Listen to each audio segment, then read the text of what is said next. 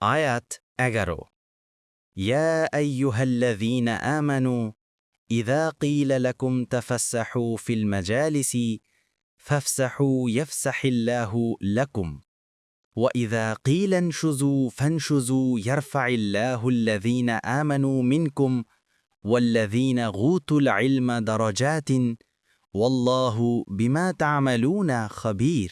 অনুবাদ: হে ঈমানদারগণ, যখন তোমাদেরকে বলা হয় মজলিসে স্থান প্রশস্ত করে দাও, তখন তোমরা স্থান প্রশস্ত করে দিও।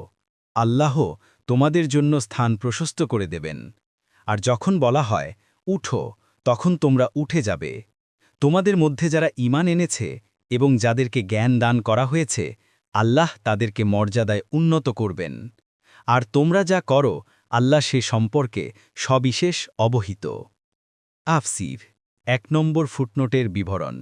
বিভিন্ন বর্ণনা থেকে জানা যায় যে রাসূলুল্লাহ সাল্লাল্লাহু আলাইহি ওয়াসাল্লামের মসজিদে মুনাফিকরা মজলিস পূর্ণ করে বসে থাকত। রাসূলুল্লাহ সাল্লাল্লাহু আলাইহি ওয়াসাল্লাম তাদেরকে আগন্তুকদের জন্য জায়গা করে দিতে বলতেন, কিন্তু তারা নির্বিকার থাকত। তখন আল্লাহ তাআলা এ আয়াত নাজিল করে তাদের সাবধান করে দেন।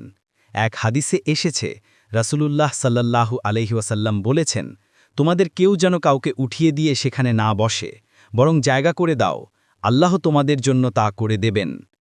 মজলিসের সাথে সংশ্লিষ্ট আরও কিছু শিষ্টাচার ইসলাম নির্ধারণ করে দিয়েছেন, যেমন কেউ কারো জন্য নিজের বসার জায়গা ছেড়ে দিতে হবে না, বরং অন্যকে জায়গা করে দিবে।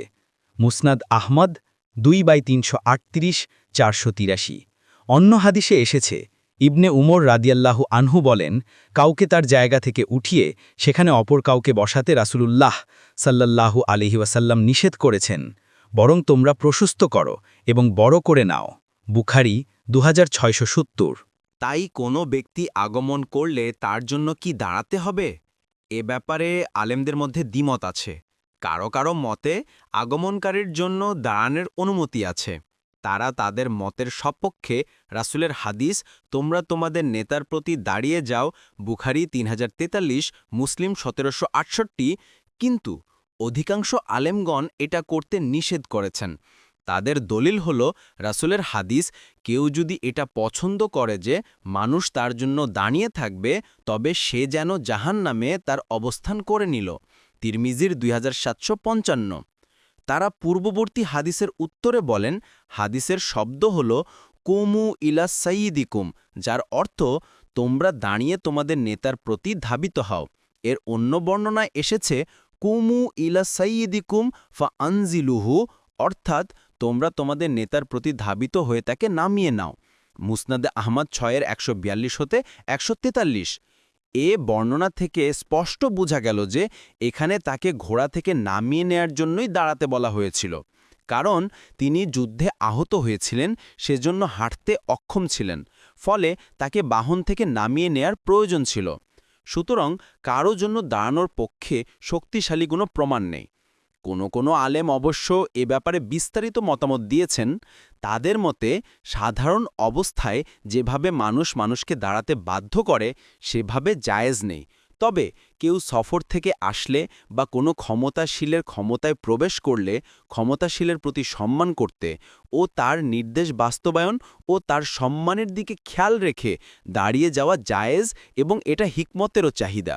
যেমনিভাবে সাহাবায়ে কিরাম রাদিয়াল্লাহু আনহুম সাদ ইবনে মুয়াজের মধ্যে তার নির্দেশ ও ফয়সালা বেশি গ্রহণযোগ্য ও কার্যকর হয়। কিন্তু স্বাভাবিক অবস্থায় কাউকে দেখলেই দাঁড়াতে হবে, এটা শরীয়ত সমর্থিত নয়। বিভিন্ন বর্ণনায় এসেছে, সাহাবায়ে কিরাম রাদিয়াল্লাহু আনহুমের নিকট রাসূলুল্লাহ সাল্লাল্লাহু আলাইহি ওয়াসাল্লাম থেকে প্রিয় ব্যক্তি কেউ ছিলেন না, কিন্তু তিনি যখন মজলিসে আগমন করতেন তখন তারা দাঁড়াত না, কারণ তারা জানত যে তিনি তা অপছন্দ করেন। মুসনাদে আহমদ 3-132, তিরমিজির 2754। এমনকি সাহাবায়ে কিরাম যখনই রাসূলের মজলিসে আসতেন তখনই তারা যেখানে বসা শেষ হয়েছে সেখানে বসতেন। আবু দাউদ 4825। তবে সাহাবায়ে কিরামের মধ্যে যারা রাসূলের নৈকট্যপ্রাপ্ত ছিলেন তারা আসলে স্বাভাবিকভাবেই তাদের জন্য সাহাবায়ে কিরাম জায়গা করে দিতেন। আর রাসূলই এ ব্যাপারে নির্দেশ দিয়েছিলেন। তিনি বলেন, তোমাদের মধ্যে যারা জ্ঞানী ও বুদ্ধিমান তারা যেন আমার কাছে থাকে। মুসলিম 432, আবু দাউদ 674।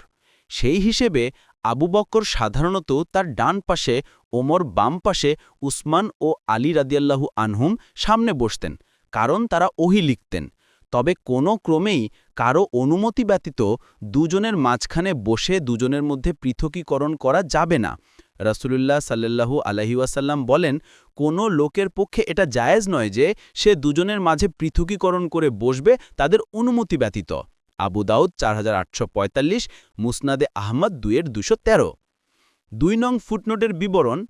মুজাহিদ বলেন, এখানে উঠো বলে সমস্ত কল্যাণকর কাজ করার জন্য নির্দেশ বোঝানো হয়েছে, অর্থাৎ যখনই তোমাদেরকে শত্রুর মোকাবেলা দাঁড়াতে অথবা সৎ কাজ করতে বা কোনো হক আদায় করতে বলা হয় তখনই তোমরা তা করতে সচেষ্ট হবে। কাতাদাহ বলেন, এর অর্থ যখনই তোমাদেরকে কোনো কল্যাণকর কাজের আহ্বান জানানো হয় তখনই তোমরা তার প্রতি সাড়া দিও। কুর্তুবী। 3 নং ফুটনোটের বিবরণ, অর্থাৎ কাউকে তার বসে থেকে সরে অন্যকে বসার জায়গা করে দেয়া, বা রাসূল ও দ্বীনী নেতারা যদি কাউকে বের হতে বলে যদি তোমরা করো, তবে এটা মনে করো না যে এর দ্বারা তোমাদের সম্মানের কোনো কমতি করা হচ্ছে বা তোমাদেরকে অবমূল্যায়ন করা হচ্ছে, বরং আল্লাহর এ ত্যাগ কখনো খাটো করে দেখবেন না, তিনি তাকে দুনিয়া ও আখিরাতে পুরস্কৃত করবেন। কেননা যে কেউ মহান আল্লাহর দিক বিবেচনা করে বিনম্র হয়, মহান আল্লাহ তার মর্যাদা বুলন্দ করে দেন আর তার স্মরণকে উঁচু করে দেন। আর এজন্যই পরবর্তী আয়াতাংশে বলা হয়েছে, তোমাদের মধ্যে যারা ঈমান এনেছে এবং যাদেরকে জ্ঞান দান করা হয়েছে আল্লাহ তাদেরকে মর্যাদায় উন্নত করবেন, আর আল্লাহ তোমরা যা করো সেই সম্পর্কে সবিশেষ অবহিত। তিনি ভালো করেই জানেন কারা উঁচু মর্যাদা পাওয়ার অধিকারী আর কারা নয়। ইবন কাসির।